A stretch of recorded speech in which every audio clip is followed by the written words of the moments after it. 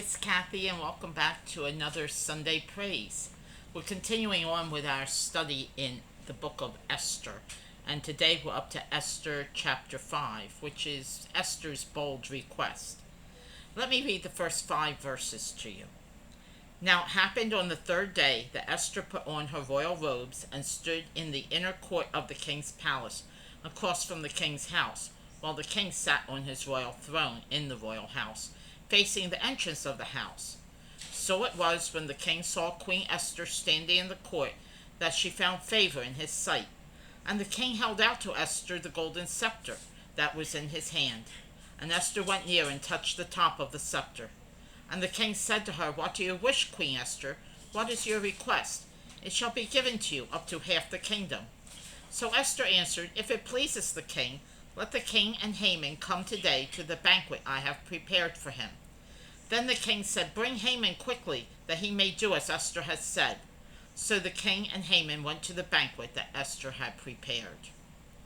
So Esther showed a lot of courage in her willingness to appear before the king without him calling for her. You remember, unless he calls for someone, that person would be killed for approaching him. But if he had his gold scepter in his hand, held it out to her or him, whoever was approaching him, that person would be saved from execution. And so this took a lot of courage on Esther's part. I'm sure as she was approaching the king, she wasn't sure whether she was going to be killed immediately or whether she was going to survive. And Ahasuerus did not have a good reputation for treating his queens well. But she showed a lot of tact by not immediately blurting out, "Your Majesty, do you know that Haman is out to kill all the Jews?" No, she didn't tell him her ultimate request right away. She wanted to win the king's confidence in her, and she wanted Haman at this banquet to directly expose his wickedness. So let's read verses 6 to 8. At the banquet of wine, the king said to Esther, "What is your petition? It shall be granted you.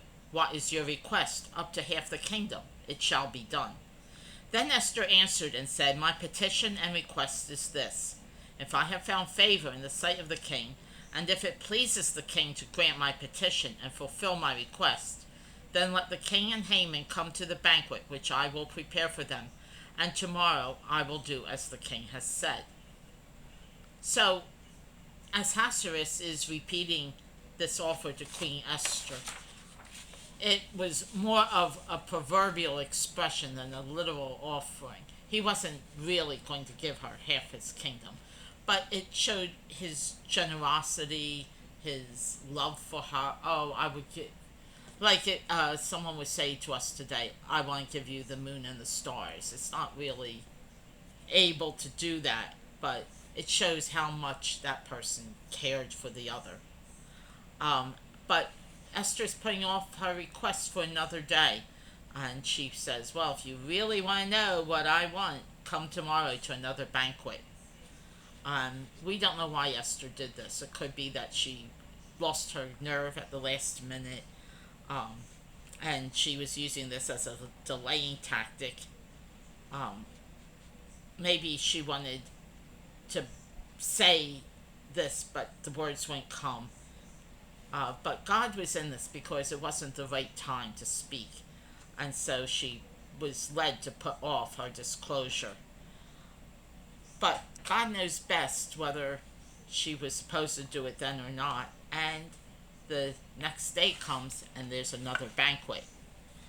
But right now, Haman is so over the moon that he's been invited not just once but twice to a banquet with the queen. Oh, she must really like him a lot. But there was one thing that frustrated Haman, and that was Mordecai. So in verses 9 to 13 we read, "So Haman went out that day joyful and with a glad heart. But when Haman saw Mordecai in the king's gate, and that he did not stand or tremble before him, he was filled with indignation against Mordecai. Nevertheless, Haman restrained himself and went home, and he sent and called for his friends and his wife Zeresh. Then Haman told them of his great riches, the multitude of his children, everything in which the king had promoted him, and how he had advanced him above the officials and servants of the king. Moreover, Haman said, besides, Queen Esther invited no one but me to come in with the king to the banquet that she prepared, and tomorrow I am again invited by her along with the king. Yet all this avails me nothing so long as I see Mordecai the Jew sitting in the king's gate. Poor miserable Haman. He's boasting to them, I have this much in riches, I have this much in children, I have servants, I have this beautiful house. I'm the only one that was invited twice to banquets with the queen and the king. But there's one thing that's in his craw and he cannot get over it, and that was that Mordecai was still alive. And this is how empty the rewards of this world are. He was insecure. He needed to be honored by everybody, and that meant he could never be happy on his own. We all want acceptance by others too, and our acceptance is in the Lord.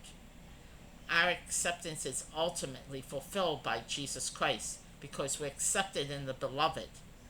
And we're told that in Ephesians 1:6. But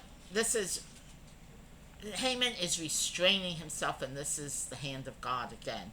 He would not let Haman's fury take place until all the proper pieces were set in place to ultimately defeat his plan. Haman's problem wasn't Mordecai, it was the emptiness in his own heart. Even if he solved the Mordecai problem, there'd still be emptiness in his heart. And we're told that the soul was made for God and nothing but God can fill it and make it happy. So let's read the last verse in this chapter, verse 14. Haman happily receives counsel to ask for Mordecai's execution. His wife Zeresh and all his friends said to him, let a gallows be made, 50 cubits high, and in the morning suggest to the king that Mordecai be hanged on it. Then go morally with the king to the banquet. And the thing pleased Haman, so he had the gallows made. This must have been a huge thing. Cubit is 18 inches. It was this length from the tip of your fingers to your elbow. Excuse me. And for these friends of Haman, it wasn't enough to just punish Mordecai's people. Remember, the genocide against the Jews is already set in motion. It wasn't enough to merely kill Mordecai. They wanted Haman to ask for a public humiliating execution of Mordecai on the gallows 75 feet high, or 25 meters if you use that measurement. Now the gallows hanging here was not for hanging a victim, but for violently killing and displaying the victim. And it is a horrible thing, and I am not going to tell you what it is. You can look it up for yourself if you're curious. But it was the worst execution anyone could ever imagine. And we should never underestimate the destructive and distorting power of hatred. The same irrational, violent hatred that made Haman want to see Mordecai hanged to his death is the same irrational, violent hatred that made man want to hang Jesus on the cross. That's where we're going to leave it today. We'll do verse 6 next week. Thanks for watching.